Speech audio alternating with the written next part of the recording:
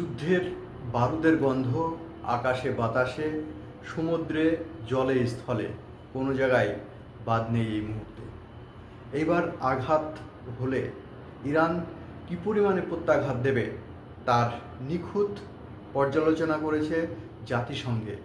জাতিসংঘে উপস্থিত তেহরানের দূত এই জাতিসংঘের প্রধানকে বলেছেন, আন্তরীয় উদেরকে তিনি বলেছেন যে আমরা নির্দিষ্ট করে ব্লুপ্রিন্ট সাজিয়ে রেখেছি। আমেরিকা যদি ভুল করেও আমার দেশ তেহরান অর্থাৎ ইরানের উপরে যদি আক্রমণ করে, তাহলে প্রত্যুত্তরে কোনো বিমান ঘাঁটি, আমেরিকার যে সমস্ত বিমান ঘাঁটিগুলো বিভিন্ন দেশে মধ্যপ্রাচ্যে অবস্থানরত, সেই সমস্ত বিমান ঘাঁটিগুলোকে একটা বাস্ত রাখা হবে না। আর অন্যদিকে আমেরিকা যে প্রক্রিয়াতে গুটি সাজিয়ে এগিয়ে যাচ্ছে, তাতে পাল্টা আমেরিকাকে আটকানো ইরানের পক্ষে খুবই মুশকিল হতে চলেছে। প্রিয় দর্শক, আজকের আলোচনাটা খুব গুরুত্বপূর্ণ হতে চলেছে। যারা আজকের আলোচনাতে প্রথম বা সাবস্ক্রাইব করেছেন তাদেরকে অসংখ্য ধন্যবাদ। যারা এখনও পর্যন্ত আমার চ্যানেলটি সাবস্ক্রাইব করেননি তাদের কাছে আমি রিকোয়েস্ট করব, প্লিজ একটা সাবস্ক্রাইব করে পাশে থাকবেন। জিওপলিটিক্যাল সর্বপ্রথম আমার এই চ্যানেলেই আপডেট দিয়ে থাকি। আপনারা জানেন সব সময় সবার আগে থটস অফ সানারুল এগিয়ে থাকে বিশ্বের যে কোনো খবর নিয়ে। প্রিয় দর্শক, চলুন খবরে চলে যাই। আজকে সকালবেলা থেকে যতটুকু রিপোর্ট এসেছে বিভিন্ন ধরনের নিউজ পোর্টাল থেকে, আমেরিকা টাইমস, ইরান টাইমস বা জেরুজালেম টাইমস, যে ইংরেজি পেপারগুলো আছে সেখান থেকে যে খবরগুলো এসেছে, তাতে গুটি সাজানোর প্রক্রিয়া প্রায় শেষের দিকে। এখন কি হবে? এখন কি শুধুমাত্র যুদ্ধের ক্ষয়ক্ষতির হিসাব নিয়ে আমরা আগামী দিনে আপনাদের কাছে এপিসোড তুলে ধরব? এটাই হচ্ছে কোটি টাকার প্রশ্ন। এখন ভারতের গান্ধীজি অর্থাৎ মহাত্মা গান্ধী একটা কথা বলেছিলেন, তার বিখ্যাত উক্তি ডু অর ডাই। আমেরিকা বেশ খানিকটা সেই রকম ও প্রক্রিয়ার মধ্যেই চলে যাচ্ছে মনে হচ্ছে, ডু অর ডাই। শুধুমাত্র এই ডু অর ডাই এই কথাটার মধ্যে আমেরিকা সীমাবদ্ধ রেখেছে তাই নয়, ইরানেরও সেই একই কথা। অর্থাৎ দুই পক্ষ যখন ডু আর ডাই এই প্রসেসের মধ্য দিয়ে চলে, তখন সেই দেশের সার্বিকভাবে কতটা ক্ষতি হতে পারে, কতটা ক্ষতবিক্ষত হতে পারে, তারা নিজেরা কখনো সীমা পরিসীমা রাখতে ভুলে যায়। প্রিয় দর্শক, এই মুহূর্তে আমরা বলেছি যে জাতিসংঘের তেহরানের যিনি উপস্থিত আছেন এই মুহূর্তে, তিনি জাতিসংঘের প্রধান আন্তরীয় উদেরেসকে বলেছেন যে আমরা এই জায়গাগুলোতে আক্রমণ করব, তার ভয়াবহতা তীব্রতা এমন হবে, অর্থাৎ ইউএন অর্থাৎ ইউনাইটেড নেশনের পক্ষ থেকে চাপ সৃষ্টি করার একটা চেষ্টা করছে তেহরান, যাতে আমেরিকার যে দূত আছে তার কাছে খুব সহজে বার্তাটা যায় যে আমরাও পাল্টা আঘাত দেওয়ার জন্য প্রস্তুতি আছি। তাই ভুল করে যদি গত 2025 সালে জুন মাসে যে 12 দিনের যুদ্ধ হয়েছিল, সেই রকম হঠাৎ করে যুদ্ধ যদি তোমরা শুরু করো, তাহলে অপোজিশনে আমরাও যে প্রস্তুতিটা নিয়ে আছি সেখানে তোমাদের অবস্থাও যে খুব খারাপ হতে চলেছে, এটা বোঝানোর জন্য। প্রিয় দর্শক, আমরা খুব গুরুত্বপূর্ণ সহকারে দেখতে পাচ্ছি যে আমেরিকা প্রত্যেকটা মুহূর্ত, প্রত্যেকটা দিন যেভাবে তার অস্ত্রশস্ত্র গুটি সাজিয়ে নিচ্ছে, তাতে মধ্যপ্রাচ্যের সৌদি আরব বা আরব আমিরাত, কাতার বা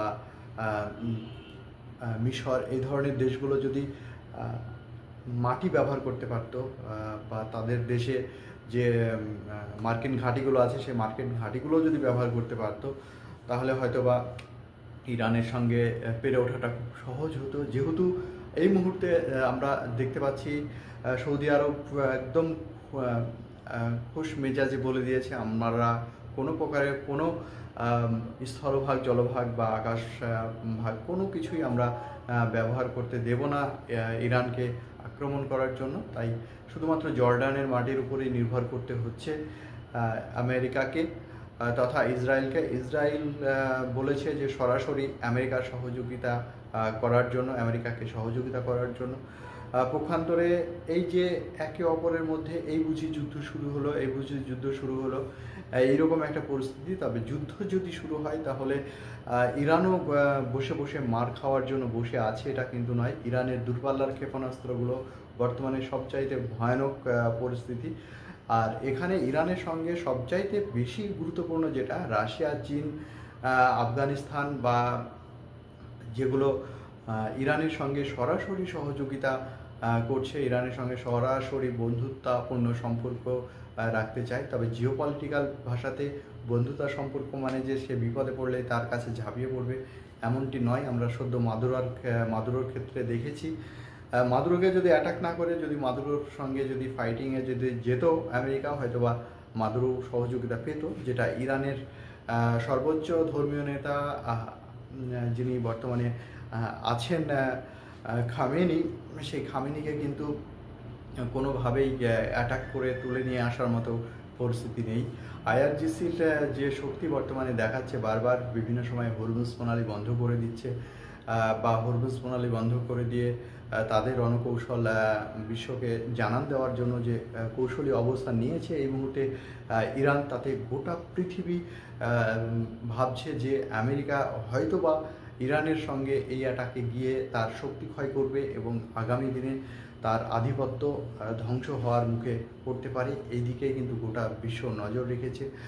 অন্যদিকে মিশর, তুরস্ক, সৌদি আরব, আরব আমিরাত, কাতার, এই যে দেশগুলো আছে, এই দেশগুলো কিন্তু খুব সুন্দরভাবে দেখতে চাইছে যে আগামী দিনে কিভাবে এই ইরান টিকে থাকতে পারছে। তবে সবচাইতে আমেরিকার মাথা ব্যথা যে বিষয়টা, শুধুমাত্র হরমুজ প্রণালী কে কেন্দ্র করে নয়, আপনারা জানেন এই সবচাইতে মাথা ব্যথা হচ্ছে এতদিন পর্যন্ত আমেরিকা এই মধ্যপ্রাচ্যের দেশগুলো, অর্থাৎ তেল থেকে শুরু করে খনিজ সম্পদ লুটে পুটে নিয়েছে।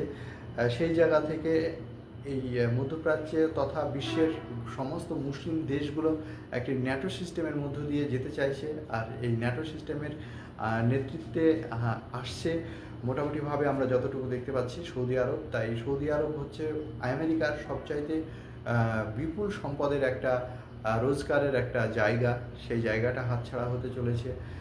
অন্যদিকে আপনারা দেখেছেন পাকিস্তানের প্রধানমন্ত্রী প্রাক্তন ইমরান খানকে কিভাবে জেলবন্দি করে রেখেছে। তার পার্টি তেহরাক ই ইনসাফ, সেই পার্টি ভোটে অংশগ্রহণ করার পরে জেতার পরেও তার রেজাল্ট আউট না করে দিনের পর দিন আমেরিকার শাসন কার্য পক্ষান্তরে পাকিস্তানে চলছে। অর্থাৎ বলতে গেলে পাকিস্তান এক কথায় আমেরিকার দ্বারাই পরিচালিত হচ্ছে, সেটা গোটা পৃথিবী দেখছে।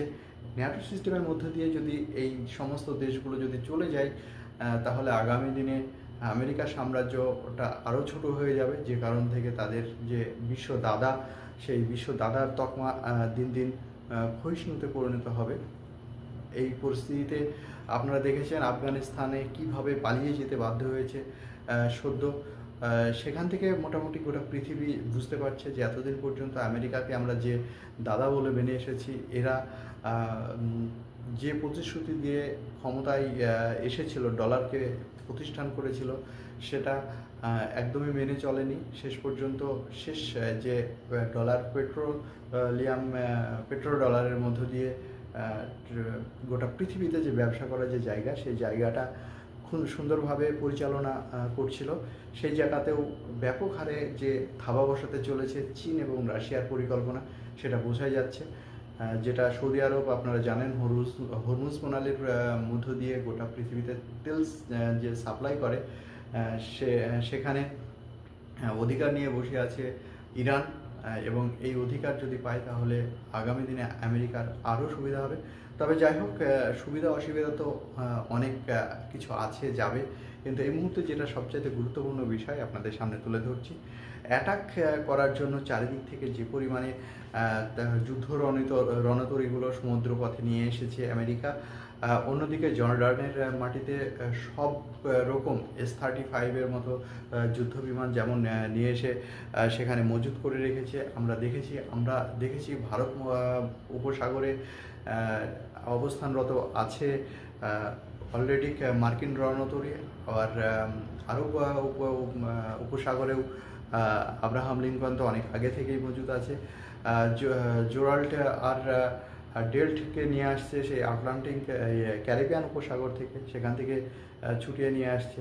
একটি যুদ্ধ তৈরিতে যে কী পরিমাণের মিসাইল মজুদ আছে, কী পরিমাণে যে ড্রোন মজুদ আছে, কী পরিমাণে যে যুদ্ধ জাহাজ মজুদ আছে বা সাবমেরিন সঙ্গে নিয়ে আসছে, আপনারা জানেন না এই যুদ্ধ তৈরিগুলোর সঙ্গে।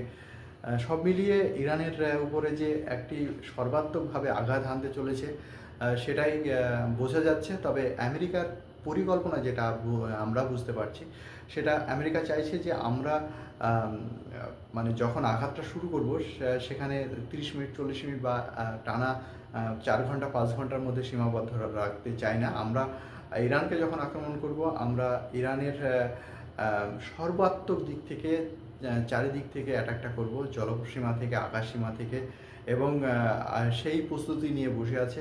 ইরান কতটা এখনও পর্যন্ত তার প্রস্তুতির সর্বোচ্চ সীমা মেনটেন্স করে চলছে, এটাই সবচাইতে বড় কথা। আমরা নিশ্চয়ই আগামী দিনে দেখতে পাবো তার পরিস্থিতি। তবে সবচাইতে যে হুঙ্কার দিয়ে আছে ইরান, যে পাল্টা আঘাত, সেই পাল্টা আঘাতটা কতটা দিতে পারবে সেটাই। তবে যুদ্ধ যে আসন্ন সেটা আমরা বুঝতে পারছি, গোটা পৃথিবীকে জানান দিচ্ছে, গোটা পৃথিবীর আকাশ বাতাস ভারী হয়ে গেছে।